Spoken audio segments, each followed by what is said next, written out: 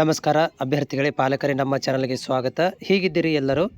ನೋಡಿ, ಇವತ್ತಿಗೆ ಏನಾಗುತ್ತೆ ಅಂತಂದರೆ, ಎರಡನೇ ಸುತ್ತಿನ ಕೌನ್ಸಿಲಿಂಗ್ ಪ್ರಕ್ರಿಯೆ ಏನಿದೆ ಅದು ಇವತ್ತಿಗೆ ಮುಕ್ತಾಯ ಆಗುತ್ತೆ. ಅಂದರೆ ಆಪ್ಷನ್ ಎಂಟ್ರಿ ಮಾಡೋದು, ಅಡ್ಮಿಷನ್ ಆಗುವಂಥ ಪ್ರಕ್ರಿಯೆಗಳು ಏನಿದ್ದಾವೆ ಆ ಒಂದು ಪ್ರಕ್ರಿಯೆಯನ್ನು ಇವತ್ತಿಗೆ ಆ್ಯಸ್ ಪರ್ ದ ನೋಟಿಫಿಕೇಷನ್ ಪ್ರಕಾರ ಕ್ಲೋಸ್ ಮಾಡ್ತಾರೆ. ಸೊ ಇವತ್ತಿಗೆ ಏನಾದರೆ, ನೀವು ಯಾರೆಲ್ಲ ಸೀಟ್ ಸಿಕ್ಕಿರಲಿಲ್ಲ, ಆಮೇಲೆ ಸೀಟ್ ಸಿಕ್ಕರೂ ಕೂಡ ನೀವು ಆಪ್ಷನ್ ಫಾರ್ ನೆಕ್ಸ್ಟ್ ರೌಂಡ್ ಅಂತ ಮಾಡಿದಿರಿ, ಅವರುಗಳು ಇನ್ನೂ ವೇಟ್ ಮಾಡಬೇಕಾಗತ್ತೆ. ಸೋಮವಾರ ಮಂಗಳವಾರ ತನಕ ಕಾಯಬೇಕಾಗತ್ತೆ.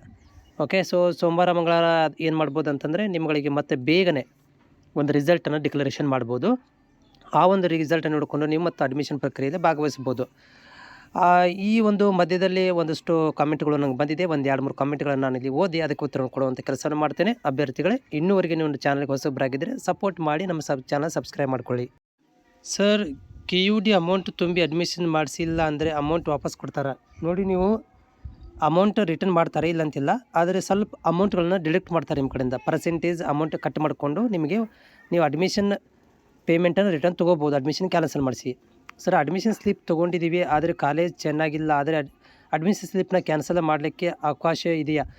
ಅವಕಾಶ ಇದೆ, ಆದರೆ ನೀವು CACಗೆ ಹೋಗಬೇಕಾಗತ್ತೆ. ಅಡ್ಮಿಷನ್ ಆಲ್ರೆಡಿ ನೀವು ಸ್ಲಿಪ್ ತೊಗೊಂಡಿದ್ದೀರಿ, ಕ್ಯಾನ್ಸಲ್ ಮಾಡಬೇಕಂದ್ರೆ ಈಗ ನೋಡಲ್ ಸೆಂಟ್ರಲ್ಲಿ ಕ್ಯಾನ್ಸಲ್ ಮಾಡ್ತಾಯಿಲ್ಲ, ನೀವು ಬೆಂಗಳೂರಿಗೆ ಹೋಗಿ ಕ್ಯಾನ್ಸಲ್ ಮಾಡಬೇಕಾಗತ್ತೆ. ನಾನು ಆಲ್ರೆಡಿ ಅಡ್ಮಿಷನ್ ಸ್ಲಿಪ್ ತೊಗೊಂಡಿದ್ದೀನಿ ಸರ್, ಆದರೆ ಕಾಲೇಜ್ ಅಮೌಂಟ್ ಜಾಸ್ತಿ ಹೇಳ್ತಾ ಇದ್ದಾರೆ, ಆದರೆ ನಾನು ಅಡ್ಮಿಷನ್ ಮಾಡಿಸಿಲ್ಲ. Can you eligible for next round? ನೋಡಿರಿ, ಇದನ್ನು ಆಲ್ರೆಡಿ ನೀವು ತೊಗೊಂಡಿದ್ದೀರಿ, ಅದರ ನೀವು 15 ಈಗ ಏನು ಒಂದು ಈ ತಾರೀಕಿನ ಒಳಗಾಗಿ ನೀವು ಅಡ್ಮಿಷನ್ ಕ್ಯಾನ್ಸಲ್ ಮಾಡಬೇಕಿತ್ತು. ಕ್ಯಾನ್ಸಲ್ ಮಾಡಿ ನೆಕ್ಸ್ಟ್ ರೌಂಡಿಗೆ ನೀವು ಎಲಿಜಿಬಿಲಿಟಿಯನ್ನು ಪಡ್ಕೋಬೋದಿತ್ತು. ಬಟ್ ನೀವು ಅಡ್ಮಿಷನ್ ಪ್ರೊಸೀಜರ್ ಮುಗಿದ ಮೇಲೆ ಮಾಡೋಕ್ಕೆ ಹೋದರೆ ತುಂಬ ಕಷ್ಟ ಆಗುತ್ತೆ, ಯಾಕಂದರೆ ನಿಮ್ಮಲ್ಲಿ ಆಪ್ಷನ್ ಫಾರ್ ನೆಕ್ಸ್ಟ್ ರೌಂಡ್ ಮಾಡೋಕ್ಕೆ ಬರೋದಿಲ್ಲ.